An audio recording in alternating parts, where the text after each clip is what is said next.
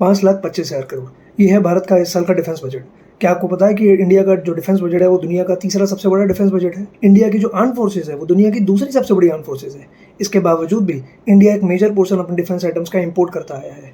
हालांकि department of defence production, जो कि मिनिस्ट्री ऑफ डिफेंस के अंडर आता है, प्लस 8 डिफेंस PSUs इंडिया के लिए इन हाउस प्रोडक्शन भी करते हैं। आज के वीडियो में हम चर्चा करने वाले हैं इन्हीं में से एक डिफेंस PSU के बारे में, जो इंडिया का सबसे बड़ा डिफेंस PSU है, जिसका नाम है HAL।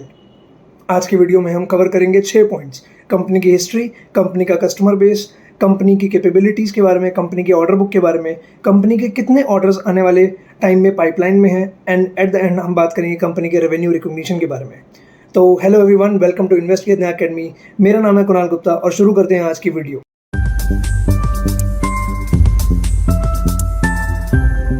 कंपनी की हिस्ट्री के बारे में अगर हम बात करें तो 1940 में हिंदुस्तान एयरक्राफ्ट लिमिटेड के नाम से एक कंपनी बेंगलोर के अंदर एयरक्राफ्ट मैन्युफैक्चर करती थी विद गवर्नमेंट ऑफ मैसूर। 1941 के अंदर भारत सरकार ने उस कंपनी के अंदर एक छोटी सी शेयर होल्डिंग बनाई और अगले एक साल के अंदर कंपनी की मैनेजमेंट को कम्प्लीटली टेक ओवर करते हुए 1942 के अंदर कंपनी की बिगेस्ट शेयर होल्डर भी बन गई। 1964 अक्टूबर के अंदर भारत सरकार ने उनकी एक 100% own subsidiary aeronautics India limited plus Hindustan aircraft limited को मर्ज किया और उस टाइम पे HAL का जन्म हुआ। 1988 के अंदर HAL ने डिसाइड करा कि वो एरोस्पेस इंडस्ट्री को भी एक्सप्लोर करेगी, जहां उन्होंने cryogenic engines and satellite launch vehicle जैसी चीज़ों को मैन्युफैक्चर करना स्टार्ट करा। 2007 में कंपनी को भारत सरकार की तरफ से नवरत्न का खिताब भी मिला। एंड फाइनली 2018 के अंदर कंपनी NSE और BSE दोनों स्टॉक एक्सचेंजेस के ऊपर लिस्ट हुई। आइए बात करते हैं कंपनी के कस्टमर बेस के बारे में। कंपनी डिफेंस सेगमेंट में Indian Army, Indian Navy, Indian Air Force, Coast Guard, DRDO, ISRO, इन सबको कैटर करती है। सिविलियन या कमर्शियल सेगमेंट के अंदर भारत हेवी इलेक्ट्रिकल लिमिटेड, भेल, oil and natural gas corporation, ONGC, Jharkhand सरकार, महाराष्ट्र सरकार, इन सब के साथ काम करती है। इंटरनेशनल मार्केट में भी company Israel, Mauritius, UAE, USA, Oman, France, इन सभी कंट्रीज के साथ काम करती है, जहाँ पे वो अपना रेवेन्यू एक्सपोर्ट से जनरेट करती है। देखने वाली बात यह है कि इंडियन एयरफोर्स की जो 89% फाइटर एयरक्राफ्ट हैं वो कंपनी सपोर्ट करती है, 39% हेलीकॉप्टर्स कंपनी सपोर्ट करती है। वहीं Indian army and coast guard में जितने भी आपका हेलीकॉप्टर सेगमेंट है, 100% कंपनी सपोर्ट करती है। आइए आगे जानने की कोशिश करते हैं कंपनी के ऊपर इम्पोर्ट, जो सरकार ने इम्पोर्ट बैन लगाया पिछले एक साल में, उसका क्या असर हुआ है। तो पिछले एक साल में मिनिस्ट्री ऑफ डिफेंस ने अप्रॉक्सीमेटली 3700 डिफेंस आइटम्स के ऊपर इम्पोर्ट बैन लगाया है इन 3 ट्रांचेस। जो लेटेस्ट ट्रांच है उसके अंदर 780 आइटम्स को इम्पोर्ट बैन के कैटेगरी लिस्ट में डाला गया है, जिसमें से more than 350 items HAL support करता है। तो अब सोच के देखिए, जो इम्पोर्ट चीज़ें अब इंडिया नहीं करेगी, अगर वो इन हाउस प्रोडक्शन या डोमेस्टिक प्लेयर ही हमारा मैन्युफैक्चर करेगा, तो उससे रेवेन्यू इंक्रीज होने के चांसेस बढ़ जाते हैं। आज़ादी के बाद क्योंकि इंडिया के पास ज़्यादा टेक्नोलॉजी नहीं थी अपनी आर्म फोर्सेज को स्ट्रेंथन करने के लिए, इसलिए इंडिया ने HAL को डायरेक्ट किया कि आप TOT टेक्नोलॉजी के ऊपर फोकस करिए। TOT मतलब होता है ट्रांसफ़र ऑफ टेक्नोलॉजी। इसका मतलब आपके पास अगर कोई आइडिया है, आपके पास कोई इनोवेशन है, कोई टेक्निक है, तो उसे आप दूसरी कंट्री से शेयर करिए एंड आप दूसरी कंट्री के साथ मिलकर एक प्रोडक्ट को डेवलप करिए। तो उस टाइम पे जो इंडिजीनियस इन हाउस प्रोडक्शन का आइडिया था HAL का, वो भारत सरकार के मैंडेट की वजह से TOT टेक्नोलॉजी के ऊपर ट्रांसफ़र हो गया।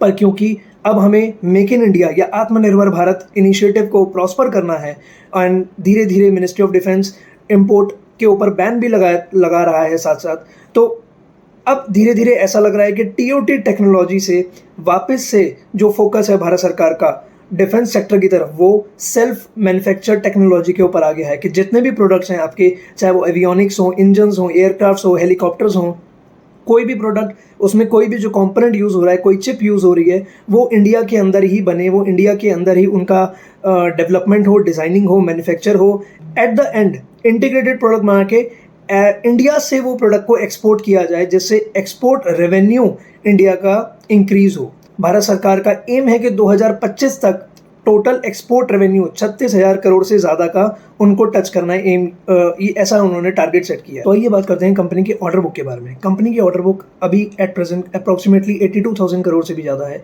जो FY22 के रेवेन्यू से अप्रॉक्सीमेटली 3.3x टाइम ज़्यादा। कंपनी की ऑर्डर बुक को समझने के लिए हमें कंपनी की कैपेबिलिटीज़ को भी समझना ज़रूरी है, क्योंकि on the basis of the capabilities of the company he company को ऑर्डर बुक बाइफरकेट करनी पड़ती है। तो कंपनी की डिफरेंट कैपेबिलिटीज़ हैं, जैसे डिज़ाइन, डेवलपमेंट, मैन्युफैक्चरिंग, रिपेयर करना, अपग्रेड करना किसी पार्ट को एंड ओवरऑल करना। कंपनी का जो 75% ऑफ द ऑर्डर बुक है वो मैन्युफैक्चरिंग यूनिट से आता है and rest of the order book is divided between repair, overall and development and other parts.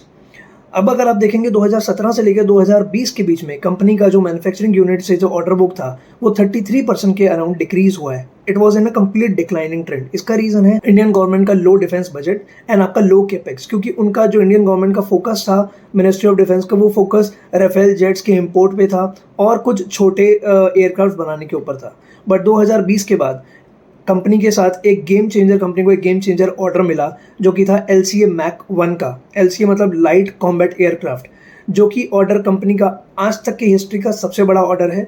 ये ऑर्डर की अमाउंट 36,000 करोड़ से भी ज़्यादा है, जो करंट ऑर्डर बुक की अप्रॉक्सीमेटली 45% वैल्यू कंटेन करता है। इसके साथ एक और चीज़ जो ध्यान रखने वाली ये है कि कंपनी का जो रिपेयर और ओवरऑल से जो रेवेन्यू जनरेट होता था वो always comparative to manufacturing unit के हमेशा कम रहता था। बट FY22 के अंदर अप्रॉक्सीमेटली 12,000 करोड़ का रेवेन्यू कंपनी ने मैन्युफैक्चरिंग यूनिट से जनरेट करा है एंड 12,000 करोड़ से ज़्यादा का रेवेन्यू ही कंपनी ने रिपेयर एंड ओवरऑल से भी जनरेट करा है। तो कंपनी का मानना है कि LCA के बड़े प्रोजेक्ट के मिलने के बाद जो बैकलॉग है, जो डिक्लाइनिंग ऑर्डर बुक थी, वो इंप्रूव होगी, प्लस जो रेवेन्यू जनरेट हो रहा है कंपनी का आने वाले टाइम में एंड कंसिस्टेंटली जो इंप्रूव हो रहा है रेवेन्यू रिपेयर एंड ओवरऑल से, कंपनी का मानना है कि वो आने वाले टाइम में और इंक्रीज हो सकता है, क्योंकि वो ज़्यादा एयरक्राफ्ट्स, हेलीकॉप्टर्स, एवियोनिक्स, इंजन्स को मैन्युफैक्चर कर रहे हैं। तो जितना ज़्यादा वो मैन्युफैक्चरिंग करेंगे उतने ही उन प्रोडक्ट्स की रिपेयर एंड अपग्रेड और सर्विसिंग की ज़रूरत पड़ेगी। तो जितने ज़्यादा कंपनी प्रोडक्ट्स को रिपेयर करेगी, सर्विस करेगी, उतना ही ज़्यादा वहाँ से रेवेन्यू आने की उम्मीद है, क्योंकि कंपनी का अभी ऑर्डर बुक बहुत स्ट्रॉन्ग है एंड कंपनी के पास अप्रॉक्सीमेटली 45,000 करोड़ के ऑर्डर्स पाइपलाइन में है, जो कि अगर रियलाइज हो जाते हैं तो आने वाले 1 से 2 साल के अंदर कंपनी की ऑर्डर बुक 1 लाख करोड़ से भी ज़्यादा चली जाएगी, जो इंडियन डिफेंस सेगमेंट में अभी तक की सबसे बड़ी ऑर्डर बुक कहलाएगी। अगर हम कंपनी के कुछ मेजर ऑर्डर्स की बात करें और कुछ एक्सपेक्टेड ऑर्डर्स जो पाइपलाइन में हैं उनकी बात करें, तो हम देखेंगे कि कंपनी के पास एक LCA के बाद LCN तेजस 83 तेजस का ऑर्डर मिला है, 145 से ज़्यादा LCA एयरक्राफ्ट्स का ऑर्डर मिला है एंड उसके बाद MiG-29 एंड सुखोई के इंजन्स बनाने का ऑर्डर मिला है। तो टोटल इन ऑल इन दोनों के जो इंजन्स हैं वो 320 इन क्वांटिटी होगी, जिसकी टोटल ऑर्डर वैल्यू होगी 33,000 करोड़ से भी ज़्यादा की। इसके बाद कंपनी के पास 45,000 करोड़ के कुछ ऑर्डर्स पाइपलाइन में भी हैं, जो अगर रियलाइज होते हैं, जैसे हमने अभी ही बात करी थी कि वो टोटल ऑर्डर बुक की वैल्यू को 1 लाख करोड़ से भी ज़्यादा ले जाएंगे। इसके बारे में बात करें तो 70 STT-40 Hindustan turbo trainer aircraft, जिनकी वैल्यू 7,000 करोड़ है, 6 Dornier aircraft, 12 LCH and 25 ALH, in total orders की वैल्यू 45,000 करोड़ की है।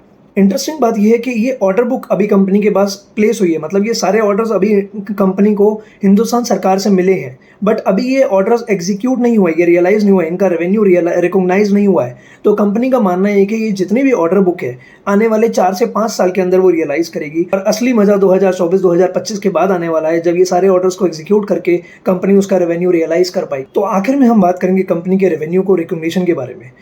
तो कंपनी के रेवेन्यू रिकॉग्निशन के बारे में एक इंटरेस्टिंग पॉइंट वो ये है कि जनरली जो कंपनीज हैं वो रेवेन्यू रिकॉग्नाइज करती हैं आपके परसेंटेज बेसिस के ऊपर। अगर एक ऑर्डर मिला है तो एक परसेंटेज जब ऑर्डर का कंप्लीट हो जाता है तो कंपनी उससे उसका पैसा मिलता है और उस रेवेन्यू को कंपनी रिकॉग्नाइज करती है। बट HAL इससे थोड़ा हट के काम करता है। HAL company percentage of completion के ऊपर काम नहीं करती, बल्कि एयरक्राफ्ट डिलीवरी मेथोडोलॉजी के ऊपर काम करती है। मतलब जो कंपनी को ऑर्डर मिला है, जब वो कंपनी कंप्लीट ऑर्डर को कस्टमर को डिलीवर कर देती है, उसके बाद कंपनी को कस्टमर की तरफ से एक सिग्नल मिलता है, SOC सिग्नलिंग आउट सर्टिफिकेट। इसके बाद ही कंपनी उस रेवेन्यू को रियलाइज करती है, ना कि उससे पहले। तो अगर कोई कंपनी किसी ऑर्डर का एग्जीक्यूट होने के बाद कंपनी किसी रेवेन्यू को रिकॉग्नाइज कर रही है, इसका मतलब वो कंप्लीट ऑर्डर का रिकॉग्निशन है, ना कि परसेंटेज बेसिस पे है। At the end company execution period के ड्यूरेशन में रेवेन्यू रिकॉग्नाइज नहीं करती है, बल्कि एग्जीक्यूशन पीरियड के एंड होने के बाद रेवेन्यू को रिकॉग्नाइज करती है। आई होप आपको ये वीडियो अच्छा लगा होगा। अगर पसंद आया तो इस वीडियो को लाइक करें और मैक्सिमम लोगों के साथ शेयर करें, जिससे वो भी इंडिया के डिफेंस सेक्टर के बारे में और जान सकें, डिफेंस सेक्टर में काम करने वाली डिफरेंट कंपनीज के बारे में जान सकें और इंडिया की रियल स्ट्रेंथ, डिफेंस स्ट्रेंथ को पहचान सकें। So thank you very much.